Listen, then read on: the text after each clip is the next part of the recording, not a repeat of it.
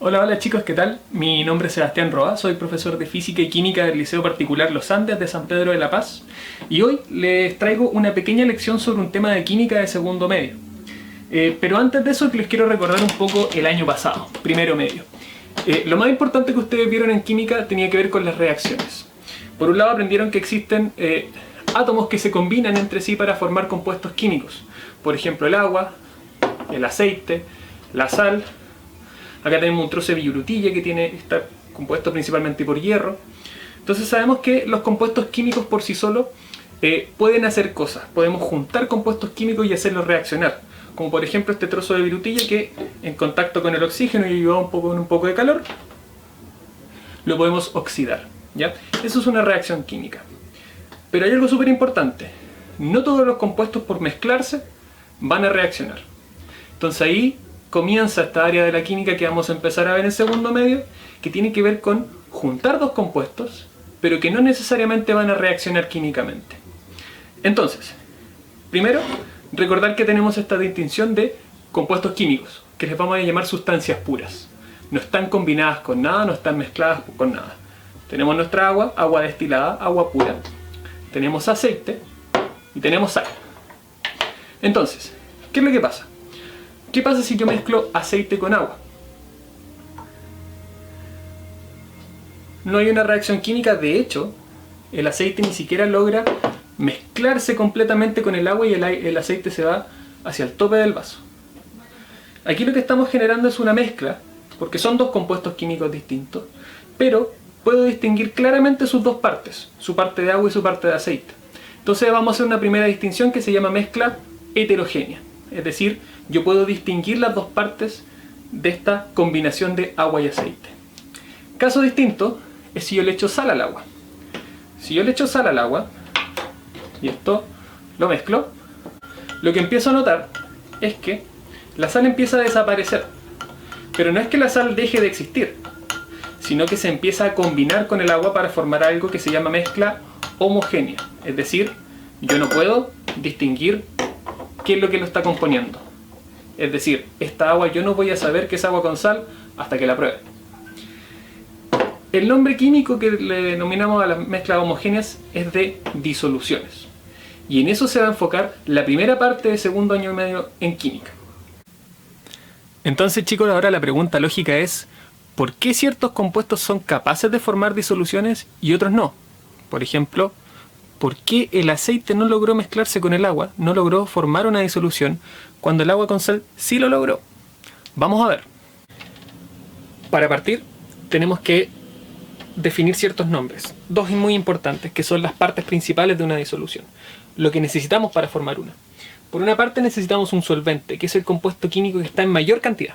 En este caso sería el agua. Es el que disuelve al resto de compuestos químicos que yo le agrego. ¿Cómo se llaman el resto de compuestos químicos que yo agrego y que están en menor cantidad? Se llaman solutos. En este caso solo hay un soluto, que sería la sal. Entonces, ¿qué ocurre a nivel molecular que hace que esto no reaccione y que además puedan mezclarse de tal forma que parezcan una sola cosa? Para eso tenemos que hacernos como una especie de microscopio mental. Te invito a que trates de imaginar un pequeño pedacito de esta disolución y trates de ver las moléculas en movimiento. ¿Qué es lo que están haciendo? Acá yo hice una pequeña aproximación a eso. ¿Ya? Las moléculas azules son las de agua y las rojas son las de sal. Lo que tenemos que entender es que las moléculas de sal, el cristal de sal en sí, está formado por miles de millones de millones de millones de átomos, ¿ya? Átomos de sodio y átomos de cloro, ¿ya? Entonces, estos átomos están unidos por ciertas fuerzas que le llamamos fuerzas intermoleculares. En el fondo están pegaditos uno al otro, están muy ahí, muy fuertemente unidos. ¿Qué es lo que la capacidad que tiene el agua? Que el agua puede romper estas fuerzas y separar las moléculas entre sí.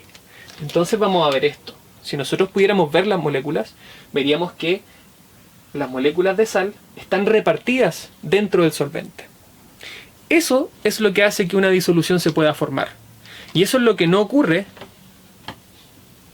en nuestro vaso de aceite. Pero ahora nace otra inquietud, que no siempre esto ocurre de la misma forma.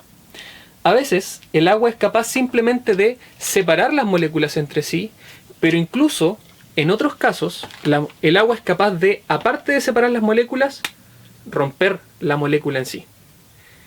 Y ahí vamos a tener dos nuevas distinciones que son las soluciones electrolíticas y las no electrolíticas. Veamos el primer caso, que es el caso del agua con la sal.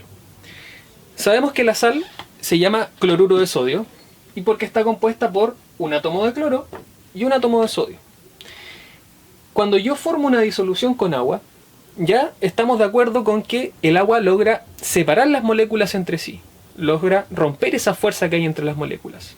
Pero además, cuando nuestro compuesto tiene este tipo de enlace que es iónico, es decir, son dos iones, son dos partículas con carga que se están uniendo, esa molécula, aparte de separarse de las otras moléculas, se parte, se separa en sus partes. En este caso, la separaría en sodio y en cloro. Entonces, cuando yo forme la disolución, no solamente voy a tener, no voy a tener la molécula de sal dando vuelta, sino que voy a tener las partes de la molécula de sal dando vuelta. Por un lado el sodio, que va a quedar con una carga positiva, y por otro lado el cloro, que va a quedar con una carga negativa. ¿Cuál es el efecto de eso? Es que como hay cargas libres dando vuelta por la disolución, esa disolución es capaz de conducir la electricidad. Y aquí hay un dato importante. Contrario a lo que se cree, el agua por sí sola no es capaz de conducir la electricidad. Lo que necesita es una disolución electrolítica, que se llama. Es decir, cuando yo logro, aparte de separar las moléculas de mi soluto, romperlas, y como las rompo voy a tener iones disueltos en el agua. Entonces ahora, ¿qué pasa si es que no ocurre esa separación de la molécula, esa rotura de la molécula en iones positivos y iones negativos? Esto sería el caso del agua con azúcar.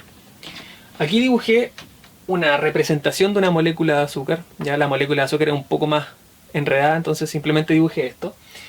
Y la molécula de azúcar, al mezclarse con el agua, no se rompen sus partes como la sal. Solamente las moléculas que componen al cristal de azúcar se separan entre sí. Por lo tanto va a quedar más o menos de esta forma.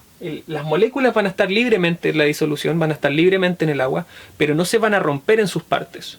Por lo tanto no van a liberar partículas que tengan carga eléctrica. Como no voy a tener partículas con carga eléctrica en la disolución, no puedo conducir la electricidad. Entonces, si la solución que podía conducir la electricidad se llama electrolítica, ¿cómo creen que se llama esta disolución? Correcto, solución no electrolítica. Muy fácil de recordar. Entonces, chicos, ¿qué aprendimos hoy? Lo primero que vimos es que no todos los compuestos químicos cuando se combinan van a reaccionar químicamente, sino que pueden formar algo que se llaman mezclas. Y esas mezclas pueden ser heterogéneas, es decir, yo logro distinguir sus componentes a simple vista, o pueden ser homogéneas donde yo no logro hacer eso. Y desde ahora estas mezclas homogéneas vamos a llamarles disolución. Vimos que las disoluciones dependen de un compuesto que está en mayor cantidad, que es el solvente, y otros compuestos químicos que están en menor cantidad, que se llaman solutos. Además vimos que de las disoluciones hay dos tipos. Una que es capaz de conducir la electricidad, que se llama electrolítica, y otra que, como no es capaz de conducir la electricidad, se llama no electrolítica. Acuérdense la diferencia, que en el caso del agua con sal, la sal se rompe en sus partes. Rompe la molécula para liberar iones, y eso es lo que conduce la electricidad. Cosa que no ocurre con nuestro ejemplo de la solución no electrolítica, el agua con azúcar. Solamente ahí yo logro separar las moléculas entre sí, para que queden libremente nadando en el solvente. Si quieres profundizar más sobre este tema de esta clase, te recomiendo que veas las páginas 21 hasta la página 25 del texto de estudio que entrega el Ministerio de Educación. Y si quieres profundizar un poco más con una actividad práctica, te recomiendo que hagas la página 26 y 27. Pero antes de que te vayas, te quiero dejar con una pregunta. Habíamos dicho que el agua pura no es capaz de conducir la electricidad por sí sola. Por lo tanto, ¿por qué crees tú que el agua que sale de la llave, el agua potable, sí puede conducir la electricidad? Te dejo con esa pregunta. Que estés súper bien. Nos veremos en otra clase. Hasta pronto.